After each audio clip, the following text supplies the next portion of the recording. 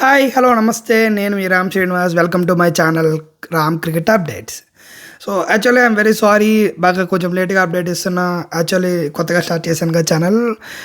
నిన్న సండే అవ్వడం, తర్వాత నాకు కొంచెం వర్క్లో లాక్ అవ్వడం, తర్వాత రివర్స్ టైమింగ్స్ యూఎస్లో ఉంటున్నాం కదా, రివర్స్ టైమింగ్స్ వల్ల నాకు కొంచెం అప్డేట్ ఇవ్వడానికి టైం పట్టింది. బట్ నిన్న మ్యాచ్ మాత్రం అల్టిమేట్ మ్యాచెస్. సో నిన్న సన్ రైజర్స్ అండ్ ఆర్ఆర్ మధ్య అండ్ ఇంకొక మ్యాచ్ ముంబై అండ్ చెన్నై మధ్య జరిగింది. యాక్చువల్లీ అందరికీ పాటికి మ్యాచ్ అప్డేట్స్ అయితే అందరికీ తెలుసు ఏమైంది అన్న విషయం. బట్ ఏంటంటే నా వర్షన్లో కూడా నేను ఒకసారి మీ అందరికీ కూడా అసలు మ్యాచ్ హైలైట్స్ ఏంటి, కీ హైలైట్స్ ఏంటి, ఇవన్నీ కూడా ఒకసారి నా అనాలిసిస్ బట్టి అసలు ఏంటి రైట్ ఏంటి రాంగ్ ఏంటి అనే విషయాలు మనం ఒకసారి మాట్లాడుకుందాం. సో మనం చెన్నై ఫస్ట్ మ్యాచ్ వచ్చేసరికి మధ్యాహ్నం 3:30కి వచ్చేసరికి ఎస్ఆర్హెచ్ అండ్ ఆర్ఆర్ మధ్య, రాజస్థాన్ రాయల్స్ మధ్య జరిగింది. ఇది మ్యాచ్ అనాలా, పరుగుల సునామీ అనాలా, ఏం అర్థం అవ్వలేదు. మొత్తం హైదరాబాద్ రాజీవ్ గాంధీ స్టేడియంకి అయితే పైసా వసూలు మ్యాచ్. బ్యాడ్ లక్ ఆర్సీబీది, ఎందుకంటే ఐపీఎల్ హిస్టరీలోనే సో అపోనెంట్గా ఉన్నప్పుడు ఆర్సీబీ మీదే అత్యధిక స్కోర్ ఎస్ఆర్హెచ్ లాస్ట్ ఇయర్ సీజన్లో చేసింది. అది బీట్ అయిపోతుంది. మేబీ 300 రీచ్ అయిపోతారని అనుకున్నాం, బట్ కొంచెం మిస్ అయ్యి 286 దగ్గర స్కోర్ ఆగిపోయింది. 287 లాస్ట్ సీజన్ ఎస్ఆర్హెచ్ బ్యాటింగ్లో టాప్ స్కోర్. సో ఈసారికి అది బీట్ అవుతుంది, మళ్ళీ టాప్ స్కోర్ రైజ్ అవుతుంది అని చెప్పి అందరూ అనుకున్నాం. బట్ అన్ఫార్చునేట్లీ 300 లోపే స్కోర్ అనేది డౌన్ అయ్యింది. అండ్ దానికి తగ్గట్టే రాజస్థాన్ కూడా కొంచెం స్ట్రాంగ్గానే ఆన్సర్ ఇచ్చింది. But 286 is a big target in IPL. So IPL ఆ టార్గెట్ చూసే ఫిక్స్ అయిపోవచ్చు, మ్యాచ్ వేయలేదే. బట్ ఏంటంటే రన్ రేట్ మనం తగ్గించుకొని కొంచెం దగ్గరగా వెళ్తే రన్ రేట్ కొంచెం మైనస్లోకి వెళ్ళకుండా ప్లస్లో ఉంటుందని చెప్పి కొంచెం సేఫ్ జోన్ రాజస్థాన్ అయితే ఆడింది. But coming to the match అనాలిసిస్కి వచ్చేసరికి, సో ఫస్ట్ టాస్ అన్నది ఎక్కడైనా సరే ప్రతి మ్యాచ్కి కూడా కీలకం. బట్ రాజస్థాన్ రాయల్స్ టాస్ గెలిచి బౌలింగ్ చూస్ చేసుకుంది. సో బ్యాటింగ్ అన్నది ఎస్ఆర్హెచ్ కప్ చెప్పింది. బట్ ఎస్ఆర్హెచ్ ఫస్ట్ మ్యాండేట్ ఏదైతే 6 ఓవర్స్ ఉందో, 6 ఓవర్స్లో 94 రన్స్. మ్యాచ్ చూస్తున్నామా, హైలైట్స్ చూస్తున్నామా అన్న విషయం కూడా ఒక మూమెంట్లో ఎవరికి అర్థం అవ్వలేదు. ఒక రోజులో 40 ఓవర్స్ పడతాయి, అంటే ఒక మ్యాచ్కి 40 ఓవర్స్, 20 ఓవర్స్ టీమ్కి, 20 ఓవర్స్ టీమ్కి. సో 40 ఓవర్స్కి స్కోర్ 528 రన్స్. సో నిజంగా హైలైట్స్ చూస్తున్నట్టే ఉంది మ్యాచ్ మొత్తం కూడా. సో ఇరుపక్షాలు, రాజస్థాన్ కూడా ఫస్ట్లో తడబడి, అసలు రాజస్థాన్ అయితే 160, 170కి గివప్ ఇచ్చేస్తుంది అనుకున్నాం. బట్ రాజస్థాన్ కూడా గివప్ ఇవ్వలేదు. సో ఒక రకంగా చెప్పాలంటే రాజస్థాన్ అండ్ సన్ రైజర్స్లో కూడా ఎవరైతే న్యూ అప్కమింగ్ ఇండియన్ ప్లేయర్స్ ఎవరైతే ఉన్నారో దుమ్ము పెట్టేశారు అంతే. సో ఇది నిన్న ఒక స్టేటస్ చూసా ఒక ఫ్రెండ్ది. తను ఏం పెట్టాడంటే, ఇండియన్ ప్లేయర్స్కి ఏదో ఆడిషన్ జరుగుతున్నట్టుగా ఉంది. సో ఎందుకంటే players Ishan Kishan and Nitish Kumar and Abhishek Sharma and Sanju Samson, తర్వాత జురేల్, వీళ్ళందరూ కూడా coming Indian players. So next జనరేషన్లో. సో వీళ్ళందరూ కూడా వాళ్ళందరూ రాణించారు ఈ మ్యాచ్లో. సో మ్యాచ్ అయితే అల్టిమేట్ ఉంది. ఎస్ఆర్హెచ్ అండ్ ఆర్ఆర్ మ్యాచ్ అయితే ఫుల్ పైసా వసూల్. And player of the match అయితే ఇషాన్ కిషన్ అండ్ IPL 2025లో first century Ishan Kishan.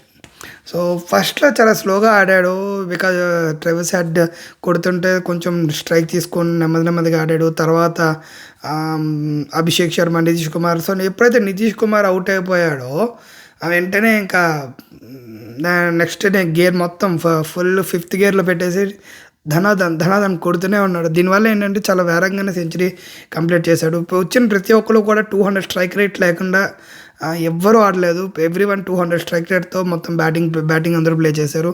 Coming to the SRH team score కార్డ్కి వచ్చేసరికి, so Abhishek Sharma 24 and Travis head 67, Ishan Kishan 106 and Nitish Reddy 30, Klaasen 34. ఇక్కడ చూసుకుంటే ప్రతి ఒక్కరు స్ట్రైక్ రేట్ కూడా 200 ప్లస్ తప్ప 200 లోపు అయితే ఎవరు స్ట్రైక్ రేట్ కొడలేదు. సో పడిన 6 వికెట్లకి కూడా 6 వికెట్లలో 4 బ్యాట్స్మెన్స్ 200 ప్లస్ స్ట్రైక్ రేట్తోనే ప్లే చేశారు. కమింగ్ టు ద బౌలింగ్ వచ్చేసరికి రాజస్థాన్ బౌలింగ్ పెద్దగా ప్రభావం చూపించలేదని చెప్పాలి. అలాగే ఫీల్డింగ్ కూడా కొంచెం ఇంకొంచెం ఫీల్డింగ్ కోచ్ ఎవరైతే ఉన్నారో, సో ఫీల్డింగ్ కోచ్ ఇంకొంచెం కేర్ తీసుకుంటే బాగుంటుంది అని చెప్పి ఆలోచన. ఎందుకు అంటే ఫీల్డింగ్ కొంచెం టైట్ ఉండుంటే ఇంత స్కోర్ వచ్చేది కాదు, ఇంకొక 50 పరుగులు అయితే సేవ్ అయ్యేవి. పాయింట్స్ కరెక్ట్గా ఏవైతే పాయింట్స్ ఉన్నాయో పాయింట్స్లో కొంచెం మిస్ఫీల్డ్స్ అయితే జరిగాయి. అయినా మొత్తం అంతా గాలిలో ఉంది మ్యాచ్ అంతా కూడా. సో ఎక్కువ కొడితే 6, కొడితే 4, 6-4తో వెళ్ళింది మ్యాచ్ అంతా. సో వాళ్ళది కూడా తప్పని చెప్పలేము. బట్ ఏంటి అంటే ఇంకొంచెం ఫీల్డింగ్ విషయంలో కేర్ తీసుకుంటే బాగుంటుంది. యాక్చువల్లీ ఆర్చర్ ఇక్కడ బౌలింగ్ విషయంకి వచ్చే చెప్పాలంటే రాజస్థాన్ రాయల్స్కి ఆర్చర్ చాలా మెయిన్ కీ బౌలర్. ఆర్చర్ ఏమైనా కొంచెం ఆర్ఆర్కి సపోర్ట్ అవుతాడు అనుకుంటే 76 రన్స్ ధారాళంగా ఇచ్చుకున్నాడు. 4 ఓవర్స్కి 76 అంటే అది చాలా హయ్యెస్ట్. అండ్ 19 ఎకానమీ అది. 19 ఎకానమీ అనేది ఈ రోజు వరకు ఐపీఎల్ హిస్టరీలో 19 ఎకానమీతో ఎవరు కూడా ఏ బౌలింగ్ కూడా చేయలేదు. సో నెక్స్ట్ వచ్చే మ్యాచెస్కి కొంచెం బౌలింగ్ అనేది టైట్ చేస్తే ఫీల్డింగ్ అనేది కొంచెం మార్చుకోగలిగితే సో రాజస్థాన్ రాయల్స్ కూడా one of the best competitor in IPL 18లో అవ్వాలని కోరుకుందాం. And coming to the Rajasthan batting వచ్చేసరికి సో రాజస్థాన్ బ్యాటింగ్ ఫస్ట్లో కూడా చాలా పేలవంగా ఆడారు. అండ్ వికెట్స్ కూడా చాలా వేరంగానే ఇచ్చేసుకున్నారు. So first 50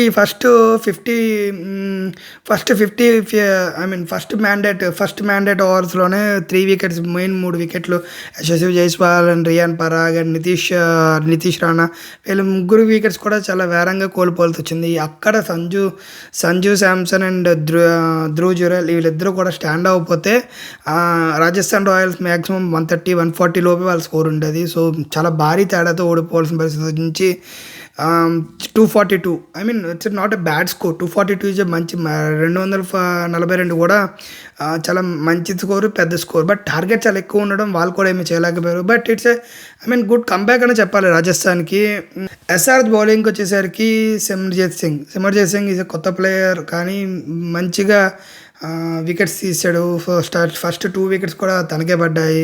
and Mohammed Shami కొంచెం మంచిగా మహమ్మద్ షమి నుంచి మంచి సపోర్ట్ దొరుకుతుంది అనుకున్నాం. But Mohammed Shami Pat Cummins నుంచి కూడా అనుకున్నంత సపోర్ట్ అయితే ఎవరికి దొరకలేదు. అండ్ మోర్ ఓవర్ పిచ్ పూర్తిగా బ్యాటింగ్ అనుకూలంగా ఉండడం, బౌలర్స్ కూడా ఫార్మాలిటీ కోసం బౌలింగ్ చేసినట్టే అందరూ కూడా ఫార్మాలిటీ కోసం బౌలింగ్ చేశారు. బట్ ఏదైనా మ్యాచ్ అయితే మొత్తం పైసా వసూల్.